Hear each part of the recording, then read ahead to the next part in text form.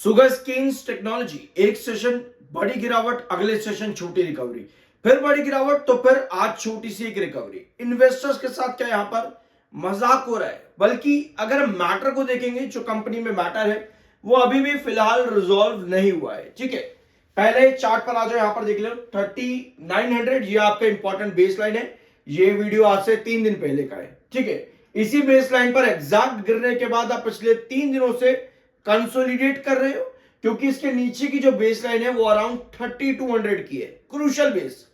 ठीक है, और 39 और 32 के बीच का जो मिड बेस है वो 3500 का है। सारे लेवल्स आपको चार्ट पर मिल जाएंगे।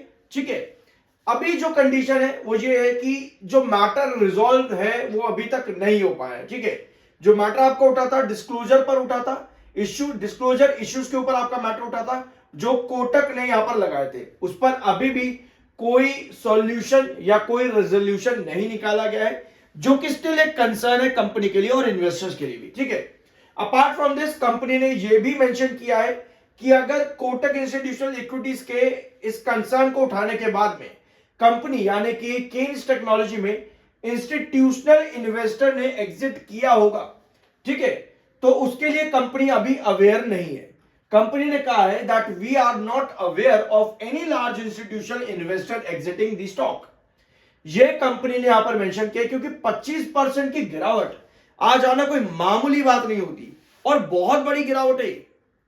ठीक है, तो इसी वजह से कंपनी ने यहां पर बताया कि इंस्टीट्यूशनल इन्वेस्टर्स ने अगर एग्जिट किया है तो हमें इसके बारे में मालूम नहीं है, और पूरा मैटर आपको अब समझ में आ चुका होगा। जो भी कंपनी का यहां पर डिस्क्लोजर कंपनी ने नहीं किया है और इसके बाद में कंपनी ने मानी भी ये बात, बट फिर भी गिरावट लगातार यहां पर चालू है। ऑल्दो पिछले 4 सेशन में स्टेबिलिटी बनी है 3900 के बेस पर, बट हमको यहां पे ब्रेकआउट चाहिए, क्योंकि इस तरह की स्टेबिलिटी पर, और ऐसे भी तब जब कंसर्न अभी भी मैटर अभी भी ताजा है यहां पे, तो ऐसे में थोड़ा सा अलर्ट और कॉशियस रहने की जरूरत होती है, क्योंकि मैटर रिजॉल्व नहीं हुआ। अगर रिजॉल्व हो जाता तो 3900 से आपको सीधा 45 या फिर 47 तक तो आता देखने को मिलता।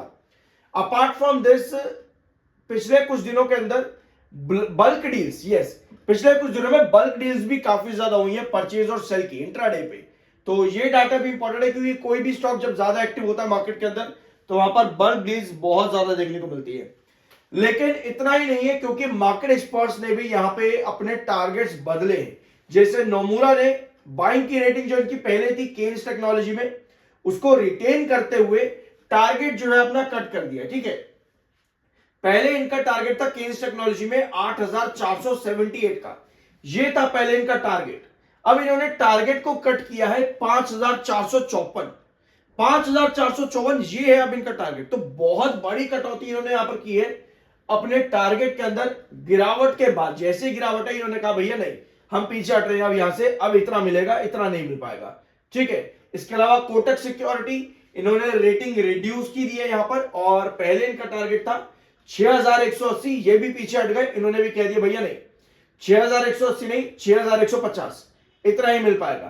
प्रभुदास लीलाधर इन्होंने भी अपनी बाइंग की रेटिंग जो है मेंटेन करी है और टारगेट दिया है 5624 का। ठीक है, तो ये है आपके market experts. According to Prabhudas Lilladher 30% upside potential यहां से देखने को मिलता है। इसके अलावा और क्या हमारे पास और भी कोई मार्केट एक्सपर्ट्स है? नहीं, यस, मकेरी इन्होंने अपना जो टारगेट दे रखा है कंपनी में वो है 7700 का, यानी लगभग 78% अपसाइड पोटेंशियल। ऑल्दो मैटर अभी भी गर्म है, मैटर अभी भी ताजा है, मैटर रिजॉल्व नहीं हुआ है, तो ये आपको मालूम होना चाहिए। तो ये जो टारगेट्स मार्केट एक्सपर्ट्स किसी ने कट किया है, किसी ने बढ़ाया है, या फिर किसी ने नया टारगेट दिया है, ऐसी सिचुएशन में हम करें तो करें क्या? जब भी आपके पास इस तरह की कंडीशन आती है जहां पर मैटर रिजॉल्व नहीं हो पा रहा है, और कंपनी ने 2 दिन पहले भी बोला है कि भैया हम किसी भी तरह के नेगोशिएशन को नहीं मानेंगे। ठीक है, no denies negotiation to change statutory auditor. ठीक है, ये कंपनी ने 2 दिन पहले स्टेटमेंट दिया था, इसके बाद गिरावट दिखी, फिर एक रिकवरी, क्योंकि ऐसा नहीं है कि इतनी बड़ी गिरावट आने के बाद फिर और गिरता चला जाएगा। धीरे धीरे मैटर के आगे और डिस्क्लोज होगा, जैसे जैसे मैटर आपको उस हिसाब से मोमेंटम देखने को मिलता है। अब इन्वेस्टर की नजर रहेगी यहां पे कुछ भी मोमेंटम फर्दर वापस से कैरी ऑन करने के लिए कंपनी के रिजल्ट्स पर, क्योंकि ये मैटर आगे और चलेगा। अब आपने कई बार सुन लिया होगा इस वीडियो में मैटर, फिलहाल कोई बात नहीं, अब इस वर्ड को चेंज करते हैं, बोर हो गए होगे आप लोग भी। अब आते हैं कंपनी के रिवेन्यूज पर।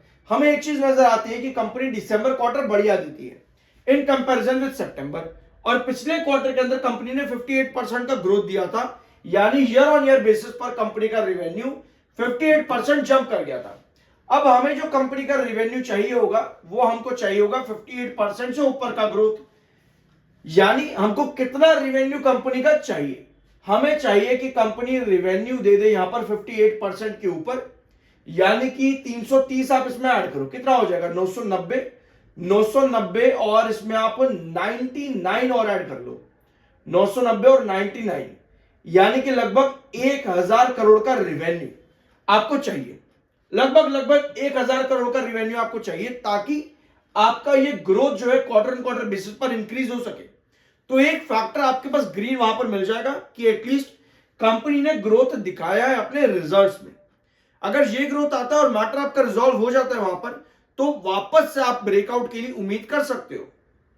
ऑल्दो इतनी बड़ी गिरावट जो हुई है ये भले ही कुछ ही दिनों के अंदर हो गई है, भले ही ये गिरावट कुछ ही दिनों में हुई है, बट इस तरह की वापस से रिकवरी करने में कई बार साल लग जाता है, 2 साल भी लग जाते हैं। तो उसके लिए कंपनी को यहां पर लगातार ग्रोथ देना पड़ेगा। अगर आप चाहते हो कंपनी जल्दी से ये वापस से इन लेवल्स पर आ जाए, तो कंपनी का ग्रोथ लगातार 58, 60, 64, 70, 80 इस तरीके से बढ़ना जरूरी है। ठीक है, अपार्ट फ्रॉम दिस एक बार होल्डिंग पैटर्न भी देख लेते कंपनी का। सितंबर में कंपनी का होल्डिंग क्या था? 53.46% आपके प्रमोटर है जो कि पिछले 3 क्वार्टर से सेलिंग कर रहे हैं, वेराज एफआईआई ने भी अगर आप यहां पर देखोगे तो सेलिंग करी है पिछले 4 क्वार्टर से 14.92, 14.84, 11.17, 11.7, 10.71, और डीआईएस ने बाइंग करी है और पब्लिक ने भी थोड़ी बहुत सेलिंग करी है। तो ये है होल्डिंग पैटर्न कंपनी का। अब एक बार चार्ट भी यहां पर देख लेना। तो ये है चार्ट 3900 इंपॉर्टेंट बेस लाइन जो हमने डिस्कस यहां पर करी थी, एग्जैक्ट इस पर आकर के पिछले 3 सेशन से यहीं पर ही कंसोलिडेट कर रहा है। इसके नीचे का जो आपका क्रूशियल बेस आता है अराउंड 3200 पे, 3200, और मिड बेस आपका यहां पर अराउंड 3500 समथिंग का है। ठीक है, 3500 एंड समथिंग। अब यहां क्या पॉसिबिलिटी है, क्या और गिरावट आने के चांसेस है?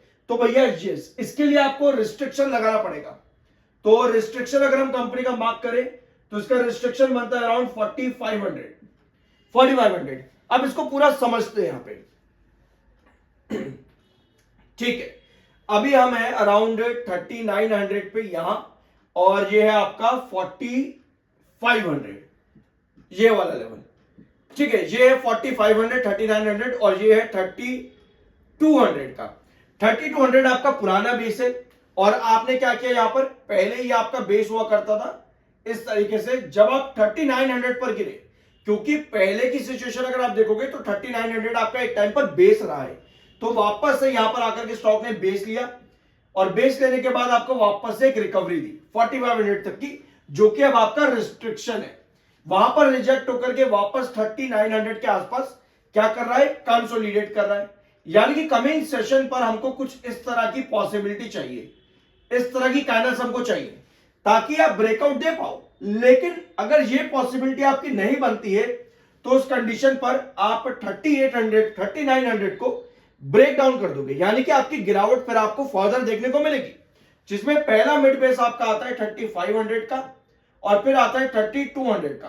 तो अगर आपको ब्रेकआउट चाहिए यहां पर 3900, आप नहीं चाहते कि ये ब्रेकडाउन हो, तो उस कंडीशन पर कंपनी का जो मैटर है इस पर एक रेजोल्यूशन निकल जाए, सॉल्यूशन निकल जाए। अगर कंपनी का सॉल्यूशन आता है तो ही आप ये ब्रेकआउट कर पाओगे, लेकिन अगर नहीं आता है, कोई और नेगेटिव न्यूज के कंडीशन पर 3900 आपका ब्रेकडाउन होगा, मिड बेस 3500 और क्रूशियल बेस 3200 कमिंग सेशन में आपको देखने को मिल जाएगा।